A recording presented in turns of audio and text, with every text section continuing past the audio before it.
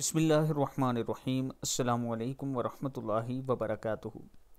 عابد راجہ channel کی طرف سے آج میں اپنے چاہنے والوں کو قرآن مجید کی ایک آیت بتاؤں گا۔ اگر آپ کی اولاد گستاخ ہو چکی ہے، آپ کی فرمانبرداری نہیں کرتی، آپ کی بات نہیں سنتی، تو دن میں ہر نماز کے بعد 5 مرتبہ یہ آیت پڑھیں اور پھر اللہ کے حضور اس کے لیے دعا کریں۔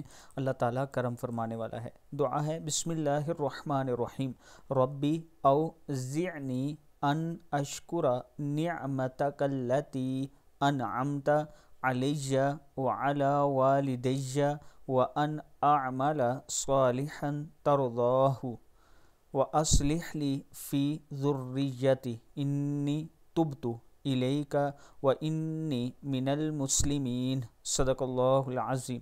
اللہ تعالی ہم سب کو اس پر عمل کی توفیق دے۔ اللہ تعالی ہم سب کے بچوں کو فرما بردار بنائے۔